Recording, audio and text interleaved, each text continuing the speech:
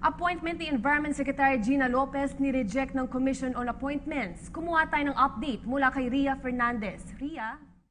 Yes, ay ongoing pa ang press conference ni dating na DENR Secretary Gina Lopez. So matapos ang 16-8 na boto ng Commission on Appointments na tungkol sa kanyang appointment bilang DENR Secretary.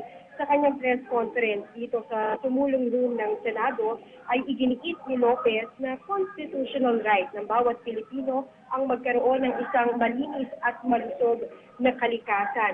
At ito daw dapat ang ibinibigay ng pamahalaan. Subalit sa nangyari ngayon sa CA ay tila na naig ang negosyo kaysa sa karapatan ng bawat Pilipino. Ngayon, tinanong siya kanina kung ano lang magiging plano niya pagkatapos nga niyang mabakante ang posisyon bilang DENR Secretary. Sabi niya, hindi pa niya alam, pero ang una niyang gagawin ay inihiting niya ang kanyang staff dahil nangihinayang siya. Napakarami ng kanilang mga pinlano, meron daw mga green partnership on the ground.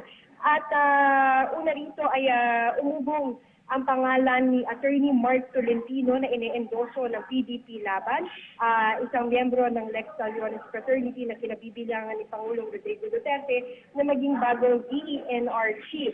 Pero kung si Lopez ang tatanungin, mas gugustuhin niya ni si Pangulong Rodrigo Duterte ang maupo bilang hepe ng kagawaran dahil meron itong kapangyarihan na pamunuan ng paggamit sa ating mga likas yaman at wala na daw siyang maisip pa na papalit sa kanya na may tapang dahil napakahirap daw talaga ng trabaho ng isang DENR chief at handa pa rin daw siyang ibigay ang kanyang serbisyo kung kakailanganin ng Pangulo. Ngayon, natanong din siya tungkol dun sa isinampang kaso sa kanya sa ombudsman ngayong araw at very passionate siya sa pagsagot niya at kinwestiyon niya na bakit laging ang batas na pabor daw sa mga negosyo at anti-poor ang iginigiit imbis na yung para sa karapatan ng mga may hirap. Sa tingin niya, wala naman daw siyang masamang ginawa sa pagbibigay ng 2 milyon sa mga magsasakang apektado ng pagkasira ng kalikasan.